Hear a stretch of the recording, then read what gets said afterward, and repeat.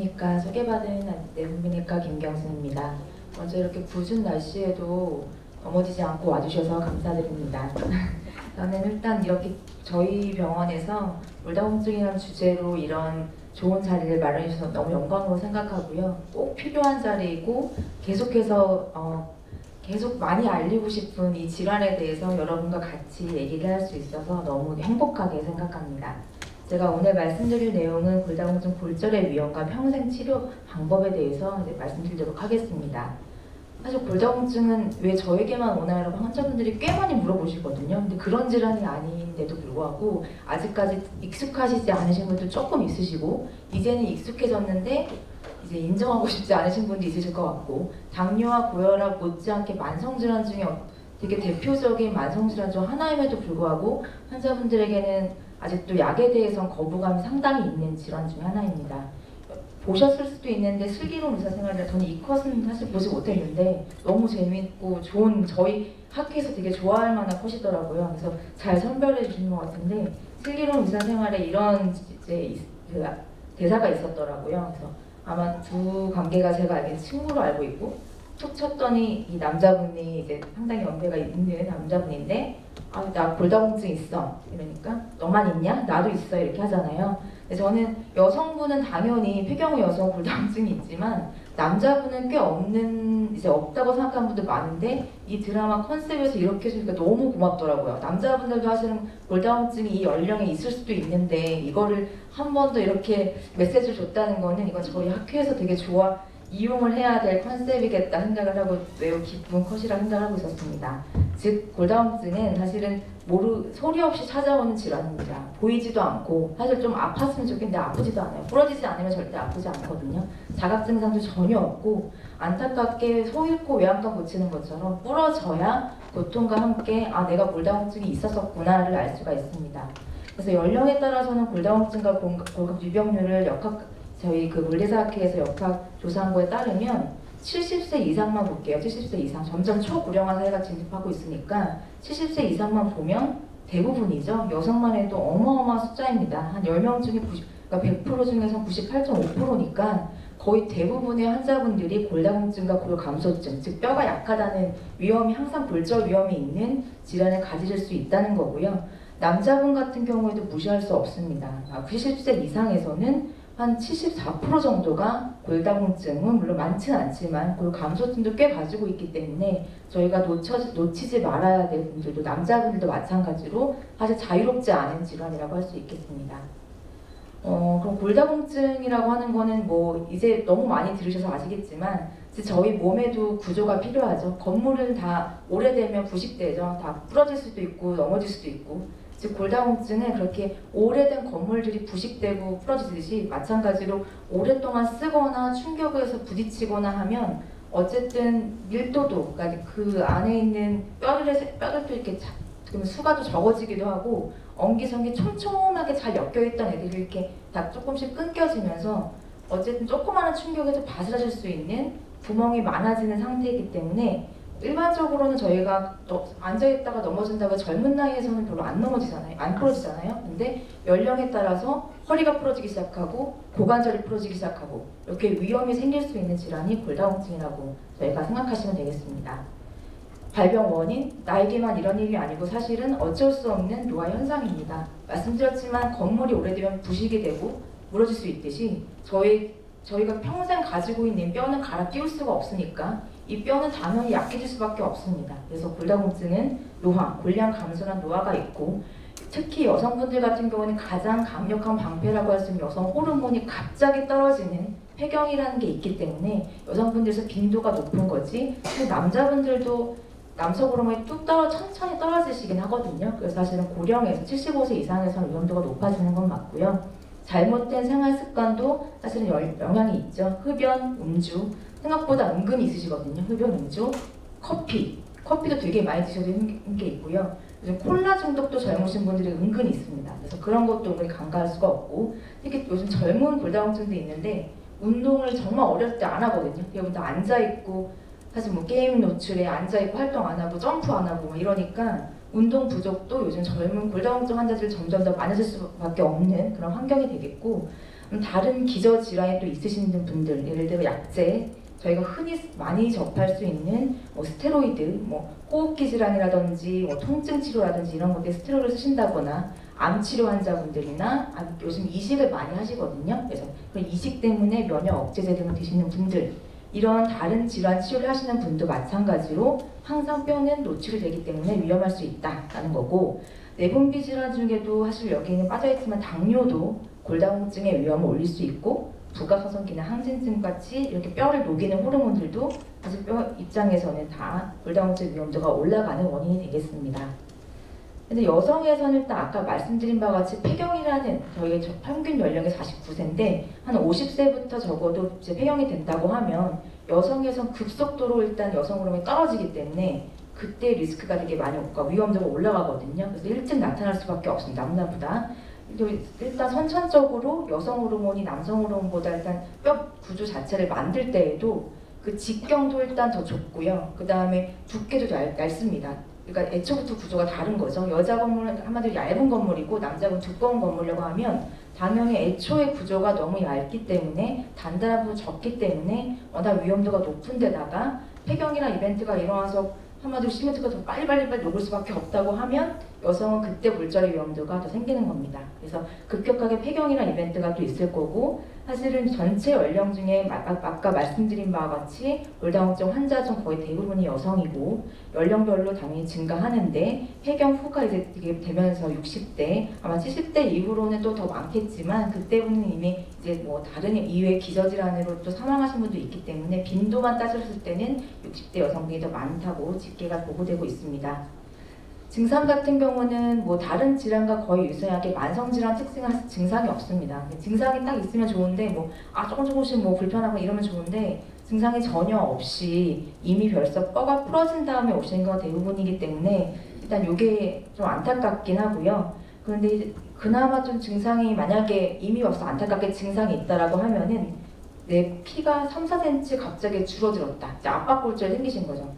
탁 이제 한마디로 기둥이 줄어들기, 부러지기 시작하면 키가 줄기 시작하고, 보통 저희가 임상적으로 의미 있는 게 한 3cm 정도. 사실 아시아에서는 더 적을, 우리나라는 더 적을 것 같긴 한데, 일단 서양인 기준으로 3, 4cm라고 저희가 얘기를 하니까 그 정도 줄면 한번 의심을, 내가 물론 다른 척추 측만증과 다른 원인일 수도 있는데 키가 줄어들면 반드시 골밀도를 평가해봐야겠다 생각하셔야 될 것 같고, 갑자기 허리가 아프다, 이것도 사실은 다른 원인도 있겠지만 뼈 자체의 골밀도를 한번 검사해봐야 되나 라고 생각해야 될 수 있는 중요한 사인이 될 수 있겠습니다. 대부분이 매스컴에서 얘기하는 거는 골다공증의 침묵의 질환이기 때문에 소리 없는 뼈도둑이라고 하죠. 이미 벌써 다 뺏어가고 난 다음에야 딱 증상이 나타나기 때문에 안타깝게 어쨌든 저희가 검사가 매우 중요할 수밖에 없는 질환이 되겠습니다. 검사 대상은 이라고 한다고 하면 사실은 예외 대상이 없습니다. 거의 다예요. 다. 근데 일단 그나마 그래도 꼭 해야 되는 분들이라고 하게 되면, 왜냐면 제가 뭐 다라고 해서 뭐 젊은 이런 분들은 당연히 아니겠지만 젊은 분 중에도 뭐 해당 사항이 있는 분이 해야 되는 거고, 그래도 반드시 놓치지 말아야 될 분들은 폐경이 당연히 시작된 분들, 그 다음에 고령인 분들은 당연히 보통 70, 그러니까 뭐 골밀도의 뭐 보험 적용 기준 이 정도까지는 아실 필요는 없지만 폐경이거나 골다공증 위험 요인이 있으신 70세 이상 남성분들은 사실 저희가 권하기도 하고요. 작은 충격에도 내 뼈가 쉽게 부러졌다거나, 가족분 중에 유달리 골다공증 환자는 사실 다 있으시긴 한데, 대퇴골 골절, 다리 고관절 골절력이 위험이 있다거나, 뭐 등이 요즘은 굽었다거나, 아니면 뭐 치료를 계획하고 있다거나 이러신 분들은 당연히 골다공증 검사를 시행을 하셔야 될 것 같습니다. 골다공증 검사는 아마 해보신 분들이 대부분이실 것 같긴 하고요. 만약에 골다공증에 관심 있으시다고 하거나 요즘엔 또 검진으로 젊으신 분들도 많이 해오시긴 하거든요. 예전엔 되게 다양한 검사가 있었는데 초음파도 있었고 간이 검사도 있었는데, 요즘에는 보급률이 많아져서 사실 대부분이 아마 이 골밀도 기계를 접하였을 것 같습니다.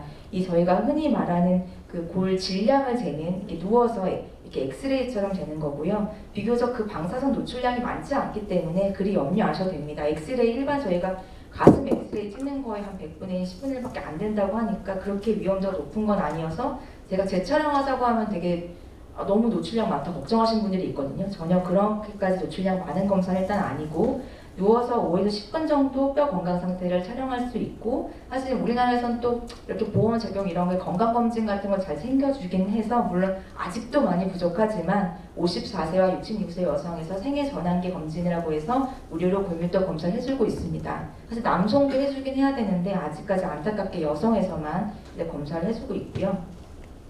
진단은 일단 아까 보여드린 그 검사를 통해서 골밀도를 이제 평가하고, 아까 말씀 T점수라는 거를 이제 앞으로 국가건강검진보험에서 이제 T점수를 환자분에게 알려드린다고 합니다. 예전에는 골감소증, 정상, 골다공증만 하는데 이젠 이 T점수 값을 다 알 수가 있대요. 왜냐하면 점수가 어떤 분은 되게 딱 골다공증 2.5점, 어떤 분 3.0 되게 다르거든요. 근데 그냥 달랑 골다공증만 알고 계시고 오면은 나는 있구나 정도로 알고 그냥 또 치료 안 하시고 넘어가는 분이 많기 때문에 이 점수를 본인이 아는 게 되게 중요하다고 생각하는데, 이제 앞으로 이 점수도 나라에서 이제 같이 공유를 해준다고 하니까 매우 기쁜 소식인 것 같고요. 진단 같은 경우에는 사실 이 점수의 요 기준값이 절대적인 건 막 아니고 이것보다 좋다고 해도 사실은 뼈가 안 부러지냐 그것도 아니지만, 일단 저희가 흔히 말하는 골다공증 진단은 틱 점수라고 해서 폐경후 50세 이상 남성의 기준으로 했을 때 이것보다 2.5가 낮은 경우를 골다공증이라고 정의를 하고, 1.0 이상 정상, 사실 정상은 거의 없죠. 20, 30대 정도가 거의 피크고 쭉 내려가기 때문에 대부분은 골감소증, 골다공증 이 정도인데 2.5도 골다공증이다 라고 알고 계시면 되겠습니다. 그럼 치료를 꼭 받아야겠느냐? 네, 그러니까 골다공증이 일단 2.5가 넘어가면 어쨌든 저희의 문제는 점수가 내려가고 올라가고 물론 중요한데, 이게 중요한 게 아니고 그 외에 여러 가지 요인들이 병합해서 골절이라는 게 발생할 수가 있습니다. 예를 들어 골절을 발생할 수 다른 요인도 다른 약을 드시거나 당뇨가 있거나 또 자주 넘어진다, 근육량이 적다, 여러 이유들이 다 있기 때문에 골절이 생길 수 있기 때문에 당연히 골밀도 검사에서 뼈 위험이 높다라고 나오면 치료를 하지 않으면 골절이 생겨버리면 저희는 이벤트가 딱 한번 공격을 받은 거거든요. 뼈 입장에서는 이미 아작이 났으니까 그 다음에 수습하려면 그 다음번에 또 부러질 위험이 10배에서 높아집니다. 즉 1, 2년 내로 재골절이 높아지기 때문에 한 번 골절을 막는 게 저희의 목표입니다. 그래서 이 한 번 골절 발생하지 않게 하기 위해서 골다공증을 진단받으면 치료를 저희가 각적 권하고 있고요. 그 다음에 고관절 골절 같은 경우, 그러니까 다리 골절, 큰 대퇴골 골절 같은 경우에는 사망률이 되게 높아요. 유방암 환자가 거의 대등하게 한 20% 정도, 남성분 중에서는 한 20%, 1년 내에 사망률이기 때문에 대부분 사망하시는 원인은 폐렴이나 심장 쪽 원인이긴 하지만 결국 그 이벤트로 있어서 사망률까지 논의할 정도로 되게 위험한 골절이기 때문에 일어나시면 절대 안 되고, 또 한쪽 부러지시면 다들 부러지시거든요. 그래서 어쨌든 이렇게 반드시 이제 그 사망 위험도 높은 질환이니까 그만큼 치료를 꼭 받으셔야겠습니다. 치료 현황은 근데 안타깝지만 되게 낮습니다. 보급도 잘 되고 사실 보험도 잘 되고 검사도 좀 잘 해대주는 편이긴 한데, 안타깝게 저희 환자분들은 그러니까 다른 질환도 사실 다 마찬가지긴 한데 유달리 골다공증 질환이 더 적거든요. 한 10명 중에 4분 정도만 약물 치료를 받고 있고, 사실 저희 치료는 1년 있다 골밀도를 보고 약을 중단에 만약 정해야 되는데 1년 정도까지 약물 치료를 받는 환자분들이 한 10명 중 2명 정도? 한 20%도 안 되는 분에 불과해서 사실은 지속도 잘 안 되고 시작도 별로 안 하고, 심지어 골절이 있는데도 약을 시작하지 안 하시는 분, 시작하는 분들이 한 30%밖에 안 된다고 집계 보고되기 때문에 이미 부러져도 치료 안 하고 진단받아 치료 안 하시고, 골절이 당연히 있으면 이제 앞으로 어떡하지, 초고령 사회가 되는데 저희가 걱정이 좀 많이 되는 현실인 것 같습니다. 그럼 치료는 그러면 끝이 있나요? 많이 물어보시거든요. 모든 질환 다 물어보세요. 당뇨도 그렇고 다 끝이 있다고 못하죠. 왜냐하면 모든 치료에서 내가 어떻게 될지 저희 점쟁이도 아니고 모른다고 해서 환자한테 그러는데, 즉 건물을 다 부서지기 전에 우리가 하여튼 이 건물을 계속 갖고 리모델링을 하고 살아야 되는데 어떻게 끝이 계속해서 뭔가 부러지면 또 리모델링 해야 되고, 시멘트 금가면 다시 붙여야 되고, 저는 그래서 환자분께는 골다공증 치료, 다른 질환과 마찬가지로 평생 치료하셔야 된다고 말씀을 드리고요. 물론 휴약기, 좋아지면 약 잠깐 중단할 수 있죠. 약 필요 없으면 잠깐 도구를 사용하지 않는 거고, 치료제는 도구일 뿐이니까 센 치료가 필요하면 센 도구를 바르는 거고, 약한 치료가 필요하면 약한 도구를 유지하는 거고 하면서 어쨌든 치료는 거의 평생 하셔야 합니다. 왜냐하면 저희 기둥이니까요. 저희 한마디로 계속해서 갖고 있어야 되는 뼈기 때문에 평생 하시는 게 중요하겠고, 치료제 같은 경우는 약제가 다행히도 되게 많이 발전했습니다. 많이 발전하고 좋은 약들도 많이 나오고, 예전 같으면 부러지지 말자가 목표였다면 요즘에 점수를 올리자까지도 목표가 될 정도로 치료제 선택이 넓어졌다는 게 매우 다행이긴 하고요. 뼈가 저희가 약해지는 원인이 골 흡수가 빨리 녹아서, 그리고 잘 안 붙어서잖아요. 그러니까 녹지 않게 하는 약이 있고 잘 붙게 하는 약이 있습니다. 녹지 않게 하는 약이 대부분 쓰는 약이고, 잘 붙게 하는 약도 있는데, 잘 붙게 하는 약은 되게 보험이 잘 적용이 안 돼요. 필요한데도 보험 적용이 잘 안 되게 만들어놨긴 했는데, 보험 여부를 떠나서 매우 골절 위험이 높다고 하면 일단 붙여놔야 되기 때문에 저희가 이렇게 뭐 자가로 배에 주사를 맞는 테르파테란 주사라든지, 한 달에 한 번만은 조금 더 용이한 요모소주마비라는 조금 더 강력한, 아주 강력한 약제를 이렇게 써서 빨리 뼈를 붙여놓고, 그 다음에 일반적으로 저희가 많이 썼던 뼈 녹지 않게 막는 약인 많이 사용했던 경험도 있겠지만, 여러 가지 방법으로 먹는 약도 있고 주사제도 있는 비스포스포린이라는 약제도 있고, 그 외에도 뭐 비선택적 여성 호르몬 차단제라고 하는 여성 호르몬제 외에도 또 6개월에 한 번만은 주사인 데노슈마, 이런 약제들도 많아서 이렇게 선택의 폭이 많으니까 여러분들께서 걱정을 이제 안 하셔도 됩니다. 다른 약제, 다른 질환과 마찬가지로 계속 개발되고 있고 진보하고 있는 영역이기 때문에 치료에 대해서는 저희도 무기가 좀 많은 편입니다. 자주 까먹으면 선택 같이 말씀 주시면 됩니다. 약 가서 먹는 척 다 알거든요. 저희가 골표지자 지표라고 피검사에서 다 보입니다. 그러니까 안 드시는 거 알고 있기 때문에, 그렇게 되면 저희가 차라리 옵션을 바꿔요. 그러면 그냥 차라리 주사제로 할게요. 주사제도 많이 못 오는데요. 6개월짜리도 있고요. 1년짜리도 있습니다. 그러니까는 뭐 말씀만 주시면 같이, 어차피 이 치료는 같이 평생 해야 되는 거고, 저희도 축제고 환자분께도 같이 해야 되는, 같이 해나가야 되는 거기 때문에 혼자서만 한다고 되는 것도 아니고, 처방만 한다고 먹여드리는 것도 환자분이 안 드시면 안 되기 때문에 자주 까먹으시거나 원하시지 않거나 속이 안 좋아요? 있을 수 있거든요. 차라리 말씀을 주시면 저희가 옵션을 바꿀 수 있습니다. 그러니까 말씀 주시면 되고요. 제가 사례 한 가지만 공유드리도록 하겠습니다. 이건 제가 약간 좀 거의 마지막에 최근 골밀도 찍고 거의 눈물 날 뻔했던 사례여가지고 환자분이 너무 좋아해서, 53세 여성분이었고 숨 마셔도 뼈가 진짜 부러지신다고 했어요. 사실 이거는 되게 스모킹, 되게 그 흡연을 많이 하시는 분이긴 하고, 흡연을 끊으시라고 하는데 그게 좀 어렵다고 하셨는데, 숨 마셔도 갈비뼈가 부러져서 흉부외과 쪽 가셨다가 저희한테 의뢰가 되신 분이고 매우 마르셨어요.